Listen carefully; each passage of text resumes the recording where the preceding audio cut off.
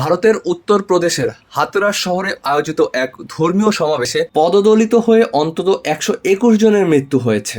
নিহতদের মধ্যে বেশিরভাগই নারী, এছাড়া অনেক শিশুও রয়েছে। হিন্দুস্তান টাইমস জানিয়েছে, মঙ্গলবার 2 জুলাই রাজধানীর নয়াদিল্লি থেকে 140 কিলোমিটার দূরে হাতরাস শহরে শিব দেবতার পূজা উপলক্ষে পুণ্যার্থীরা জড়ো হয়েছিলেন। অনুষ্ঠানে সমবেত হয়েছিলেন কয়েক হাজার মানুষ। অনুষ্ঠান শেষ হতেই পুণ্যার্থীদের মধ্যে চরম হুড়োহুড়ি তৈরি হয়। পরিস্থিতি সামাল দিতে হিমশিম খান কর্মকর্তারাও। ভারতীয় সংবাদ মাধ্যমগুলো জানিয়েছে, স্থানীয় এক গুরুর সম্মানে ওই প্রার্থনার অনুষ্ঠানের আয়োজন করা হয়েছিল।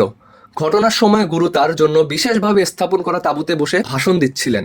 সামাজিক যোগাযোগ মাধ্যমে ভাইরাল হওয়া এক ভিডিওতে দেখা গেছে, স্থানীয় এক হাসপাতালের সামনে মৃতদেহের স্তূপ পড়ে আছে।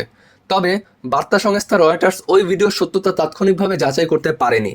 ঘটনা তদন্তের নির্দেশ দিয়েছেন রাজ্যের মুখ্যমন্ত্রী যোগী আদিত্যনাথ। ভারতের বিভিন্ন ধর্মীয় উৎসবের সময় মন্দিরে এ ধরনের অনাকাঙ্ক্ষিত ঘটনা প্রায়ই ঘটে। 2013 সালে মধ্যপ্রদেশের একটি মন্দিরের কাছের সেতুতে পদদলিত হয়ে 115 জন পুণ্যার্থীর মৃত্যু হয়েছিল। ঘটনার সময় সেখানে 4 লাখের মতো মানুষ জড়ো হয়েছিল।